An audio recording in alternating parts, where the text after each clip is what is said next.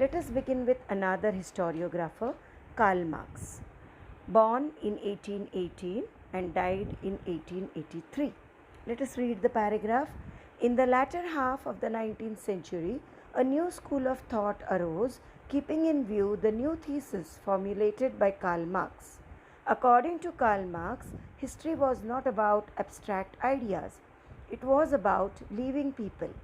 Human relationships are shaped by the fundamental needs of people and the ownership as well as nature of prevalent means of production to meet those needs. The accessibility of these means to different strata of the society may not be equal.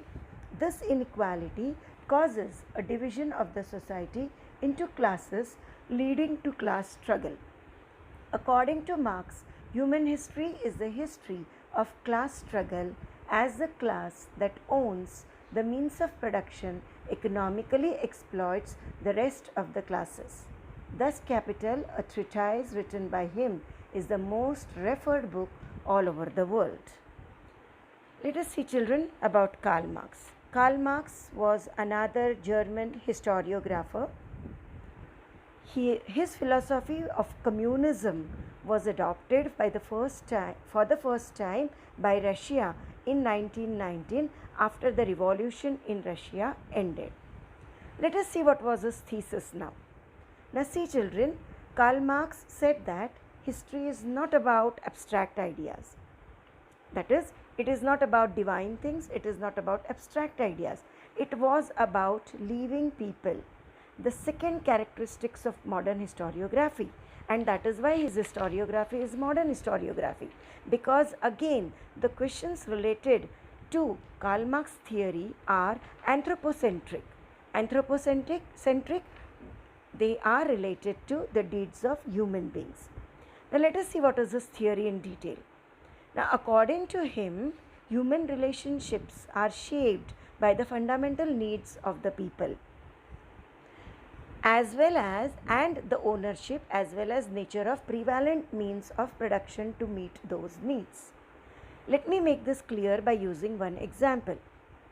In his thesis, he says that how one man is related to another man depending upon his fundamental need. For example, food is our fundamental need, and for fulfilling that need, the means of production is land. Now, this land which is used for growing food crops is not owned equally by all the people in the society. A few handful people own land, and they are called as landlords. The other people, they are more in number, that is, people who want to fulfill their basic needs are more in number, and the people who own the means of production are less in number.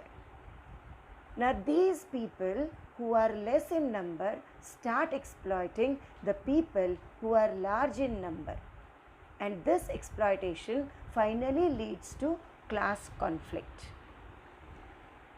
Children, whenever industrialization begins at any place, these things will happen. That is what Karl Marx says. That is, industry is started by a rich man, and the workers who work in the industry, they are all poor. Now, these owners of the factories, because they have money, they are called as the haves, and the workers, they do not have money, therefore they are called as haves not. In this way, the society gets divided into two classes, haves and the haves not. In the beginning of the industrialization, the haves exploit the haves not. But after a certain period of time, the haves not, when they realize that the owners of the factory are flourishing because of us, they start fighting for their rights.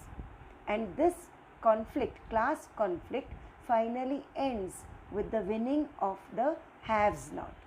So, wherever you go, where industrialization begins, at that time, this event is surely going to happen, and the result of this event is the haves not win the struggle. So this theory was put forth by Karl Marx. He wrote this theory in Das Kapital and also one another book that was named as Communist Manifesto. This theory is about exploitation of the haves not and by the haves, by the haves.